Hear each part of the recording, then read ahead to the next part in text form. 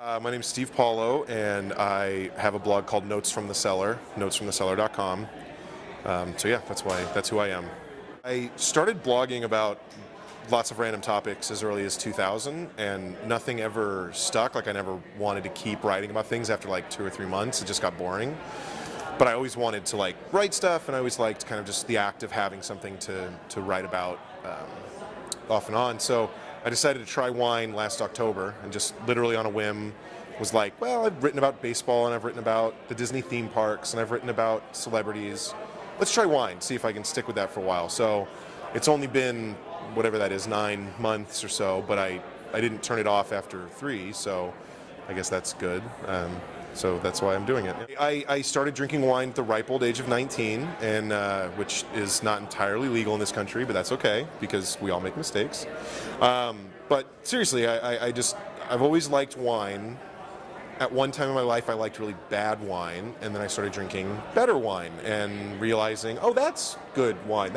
This is why people pay hundreds of dollars and spend their lives collecting wine.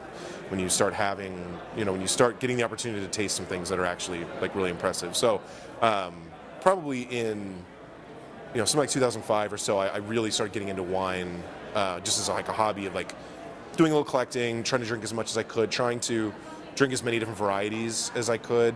It's easy to get stuck in like the Merlot, Cabernet, Chardonnay, Sauv Blanc, like kind of rut, but definitely had like an impetus to try Assortico and Albarino and such, so so I've liked wine for a lot of years. It wasn't like a fantastic glass. It was just so significantly better than what I'd been drinking that it was kind of a wake-up call. It was in 2005 on Valentine's Day. My girlfriend at the time, who's now my wife, we've been married 3 years, we were having dinner actually at the steakhouse restaurant at the Disneyland Hotel, and I ordered a half bottle of Sainsbury Pinot Noir. I think it was the '02 vintage, and it's a Carneros Pinot Noir. And I just, I'd been drinking, just regular old California Merlots from this and that. I mean, I wasn't quite drinking Franzi out of the box, but nothing spectacular. And I tried this, and I think at the time I paid what for me was like an astronomical, like $35 for the half bottle. And I was like, oh my God, I can't believe I'm even paying this.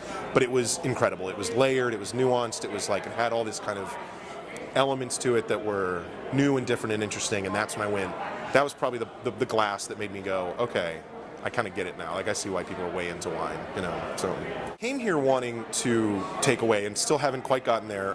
Kind of what to do next. I've written mostly reviews. I really enjoy doing reviews. About 5 days a week, I'll write up one wine on my blog, 300-ish words, give you my idea about what it was like, and then I rate it, not with points or whatever, but with a grade, like a letter grade, A through F. What I kind of have noticed is that while that's interesting and has gotten me some attention from people in the industry, it's not attracting an audience. My blog is very under-read, I guess, not particularly well-read, I suppose. And so I still kind of want to take away, like, what should I do next? Like, I'm hoping to just have that kind of moment that just gives me the spark of, oh, that's what I want to do. That's the thing I need to add to the repertoire or change the focus to or whatever. And I haven't quite gotten that yet. That might be asking too much. It is just a weekend, but I kind of am hoping for that. And I think the thing I've learned the most so far is that I don't particularly care for Cabernet Franc.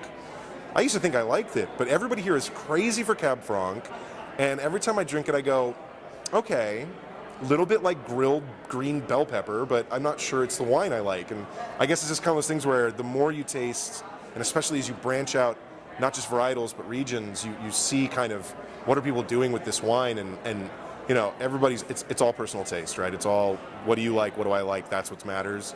And I think I've just realized, like, apparently it's the next big thing in Washington, but I'm kind of like, yeah, I don't like Cabernet Franc very much. So, yeah. Well, I don't think I mentioned it on the blog, although probably pretty much everyone who reads my blog follows me on Twitter, so it's kind of hard to tell what I've actually let slip and what I haven't. I am a huge freak for the Disney theme parks. I mentioned writing a blog about it at one point. I proposed to my wife at Epcot at Walt Disney World. The very first trip I ever took her on when we were dating was to Disneyland for Valentine's Day when I had that Sainsbury Pinot. Part of our honeymoon was in Disneyland. Like, we try to go every year. I'm a huge freak for it. I think Walt Disney was one of America's greatest creative thinkers, and I'm totally just way into that stuff. And And I've actually had people this weekend, I mentioned that to just in casual conversation, and literally they turn to me and go, "Are you kidding? Really? Are you joking?" Like, apparently it seems so odd that a childless man in his 30s would be that into the Disney theme parks. I don't know. Children are easy to dodge is really the thing. If they're wandering around your feet, it's easy to walk around them. So it's really not that bad. I think if you have to push your own stroller, it gets a lot more complicated to like maneuver around the parks. But until then, you can hurdle them really. They're little, so. Yeah.